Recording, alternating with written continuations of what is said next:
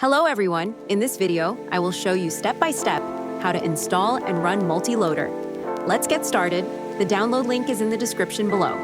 After downloading, extract the files from the archive. Now repeat after me.